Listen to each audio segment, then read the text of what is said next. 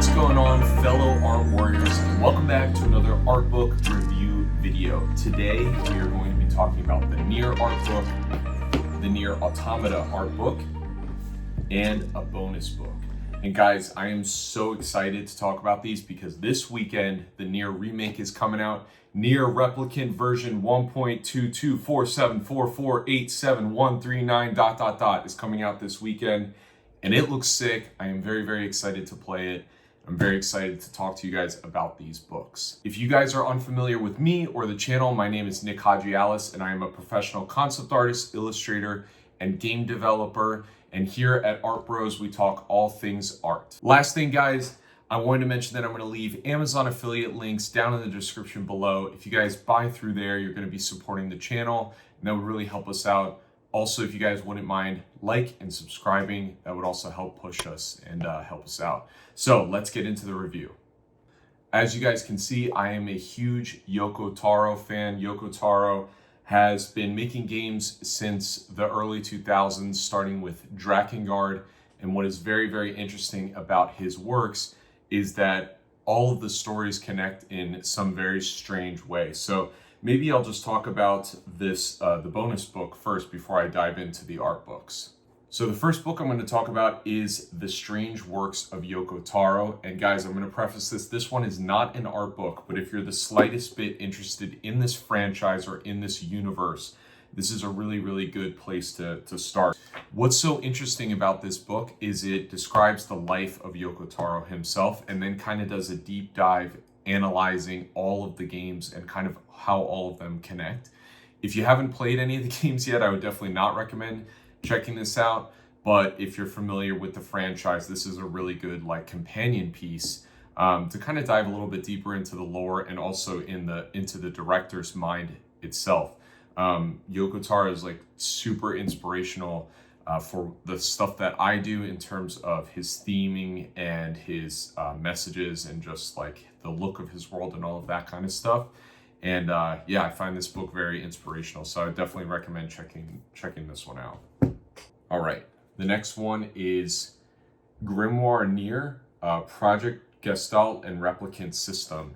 And I'm going to preface this. This is in Japanese, so, you know, take all of that with a grain of salt.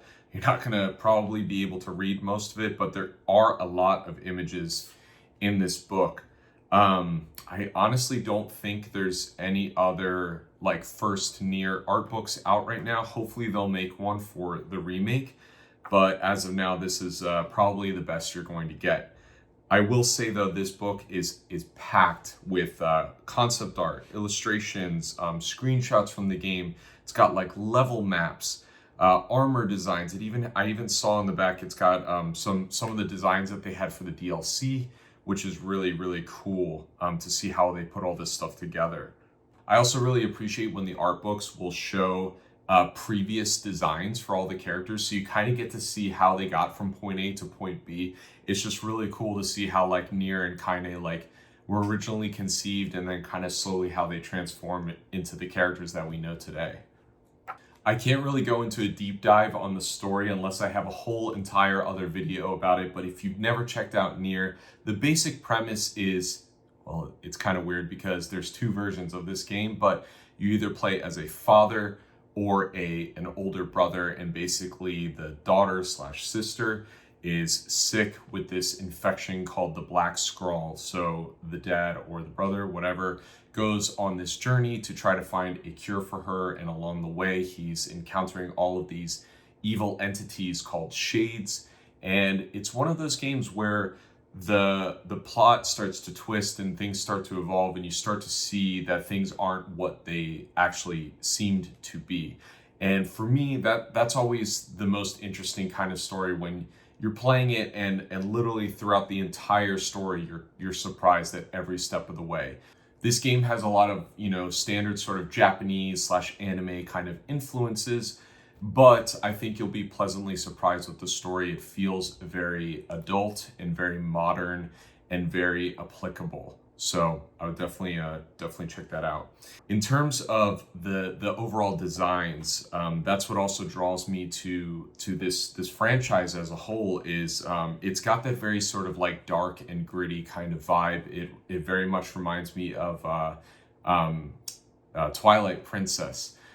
In that everything is just a little bit gloomy, and I know it's kind of hard to sit in a game world for that long in that aesthetic, but there's just something so unnerving yet appealing about that style, in my opinion.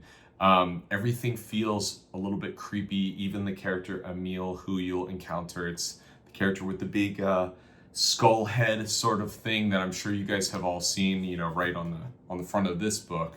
I just love that design because it's so iconic and so unique. If you guys don't know anything about Yoko Taro, he has like this helmet basically that he just kind of walks around in. So anytime he does interviews, he wears the Emil skull head. He's a pretty eccentric kind of guy, but I can definitely respect him for that. All right, let's move into the Nier Automata book. I'm sure most of you are more familiar with this game because I think it was a little bit more accessible and promoted a little bit further. So in terms of this book, it's the same thing. It's got all the concept art, all the map designs, some lore. It's actually got some side stories, which is really cool. And this one you can find in English, which is great because you can actually sit there and read some of these extra stories that add on to the lore of the world. What's interesting about this game is it's much more urban, I guess, is the setting. You're in essentially like broken down cities, but it kind of transitions into more desert plains and more grassy forests and stuff like that.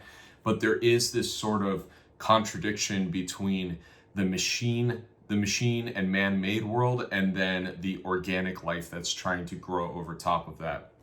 So a brief overview on the story of this game. Essentially, there are these robots that are overtaking the world, and humans created androids to come down to Earth and basically eradicate all of the robots, so that the humans have a place to live again. I believe the story is they all like colonized to the moon or something like that. But it's another really wacky story and very out there. But it's one of those things where you kind of have to read between the lines in a lot of this stuff. And in terms of just the emotional storytelling, it's great. It really hits you in the feels in many spots. There's many twists and turns. I know that people like have their favorite sort of Yoko Taro game. I will say I personally think the first Nier has maybe a better story, whereas the second one has much better gameplay overall. I think they're going to fix that in the remaster of Nier Replicant as well, because that game, I think they really did a number with the combat in that one. But yeah, I know a lot of people love this game, so I think the art book for anybody that's interested in Nier Automata should definitely get this. It's nice and big too. It's got a lot of like color. It makes kind of like a nice like coffee table sort of book. And yeah, it's like literally got anything you can imagine in terms of designs. I think my favorite part out of the whole book is they at the beginning of the game, 2B has that space flight suit thing. I forget what it's called, but there's actually an image of the breakdown of how that thing was designed. So each little tiny piece, and it's hilarious because I even said as soon as that game came out, I was like, because you guys can see my Gundam models in the background, I was like, man, it would be so much fun to be able to build this into a model. And turns out they're releasing that model in a couple months, so I'm also going to pick that up as well. In terms of the design of Nier Automata compared to the original Nier, I'd say that it definitely follows like a similar sort of design philosophy, but Nier Automata expands, I think, mostly on its environments. It's interesting because pretty much all of the characters are wearing like either jet black or all white. So there's very little color in the characters themselves. Even the robots are more like kind of earthy and muted tones. But it's really nice because you go into these like foresty areas that are like lush and green and bright, and then you have your character that's all in black. She or he, depending on who you're playing as, stands out really well against that environment. And what's interesting is it's another one of those things that obviously the concept artists and designers did that for a reason. They wanted that like really stark feeling against the synthetic androids and the machine made robots against this more earthy, colorful sort of landscape.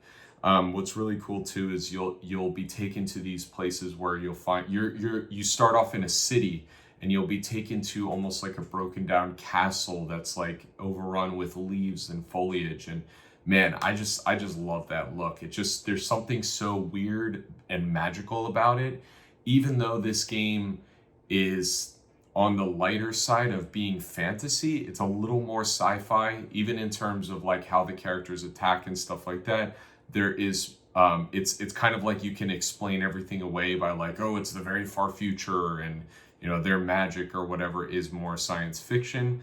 But yeah, it's just a really cool world. The last thing I'm going to say too, guys, is I know it's really hard to pick up on some of these games nowadays, but I definitely suggest checking out Drakengard 1, 2, and 3. I really wish I could find an art book for those so I could show you guys as well. I haven't been able to find anything, but that was my first peek into the franchise, and I'm going to give you guys a little story as well. What's so hilarious about how I got into this whole universe in the first place. I think I was like 14 or 15, and back in the day, if you guys don't know, they actually had video game magazines where you could look through and see the new games that were coming up. They didn't really have like these big internet platforms to find this stuff.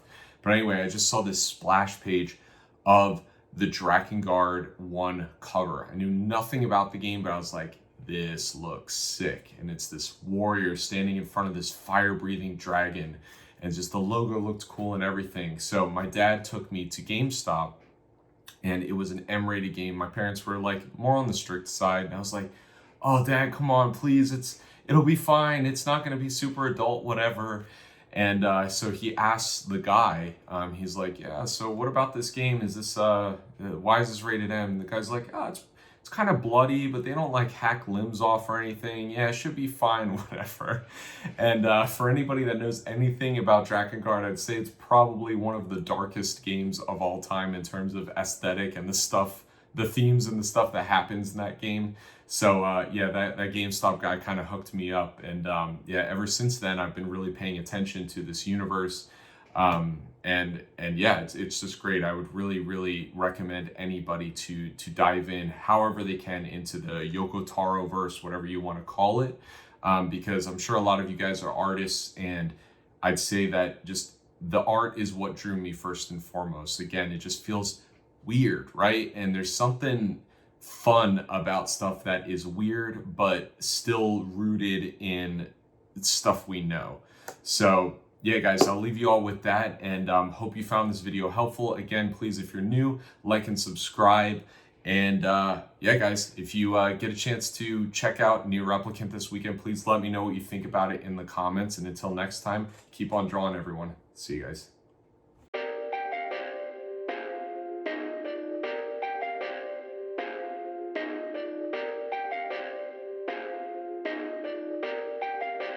Perfect.